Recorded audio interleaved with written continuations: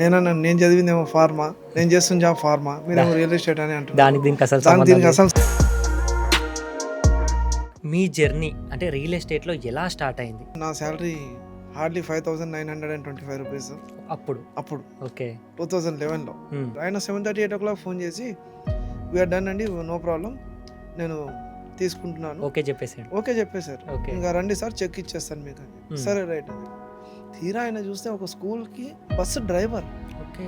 అంటే అది అంటారు కదా, don't judge A book by its cover అని. అసలు నేను ఎక్స్పెక్ట్ చేయలేదు, మనకు కూడా ఏదో ఉంది, సబ్జెక్ట్ ఉంది అని అనుకొని కొంచెం డిసైడ్ కాన్ఫిడెన్స్ వచ్చింది. ఇప్పుడు ఎస్జీకే డ్రీమ్ ప్రాపర్టీస్ అని చెప్పి స్టార్ట్ చేశారు కదా సార్.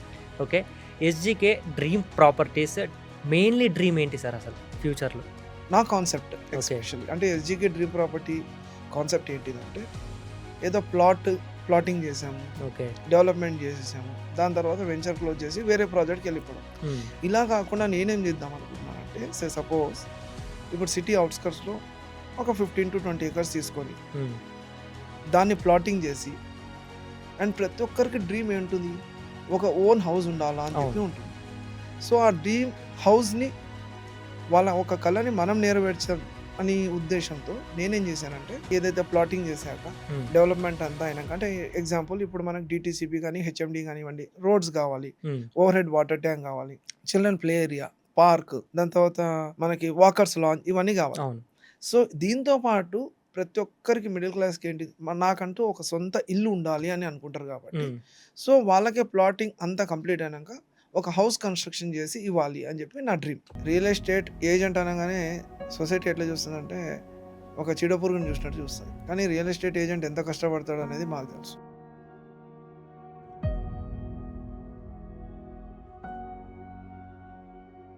అంటే 5,000 రూపాయల గజంలో పెట్టామనుకో, ఎగ్జాంపుల్ చెప్తున్నాను, అయితే 6,500 గజం పెట్టాము.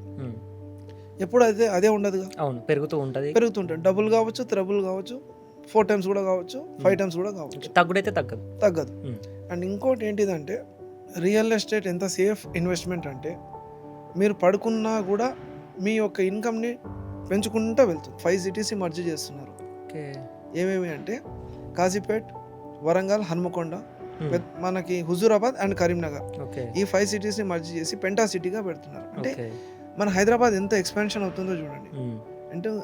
అంటే ఎక్కడెక్కడ నుంచో పబ్లిక్ వచ్చి మన హైదరాబాద్లో ఉంటున్నారు. ఎస్జీకే డ్రీమ్ ప్రాపర్టీస్లో ఇన్వెస్ట్ చేస్తే ఫ్యూచర్లో ఎంత ఎక్స్పెక్ట్ చేయొచ్చు సార్? మీరు పెట్టిన దానికైతే డబుల్ 2 to 3 times అయితే ఈజీగా ఎక్స్పెక్ట్ 2 to 3 times. ఓకే, అంటే ఇప్పటి వరకు అంటే ఎస్జీకే డ్రీమ్ ప్రాపర్టీస్ హైలైట్స్ చెప్తారా సార్? హైలైట్స్ అంటే అదే నేను ఇంతకుముందు చెప్పినట్టుగా, ప్రతి ఒక్క మిడిల్ క్లాస్ పీపుల్కి కూడా మనం ప్లాట్ అందించాలా అన్న ఉద్దేశంతోనే మనం ప్రైస్ చాలా ఫ్రెండ్లీగా పెట్టినాం, పాకెట్ ఫ్రెండ్లీగా పెట్టినాం.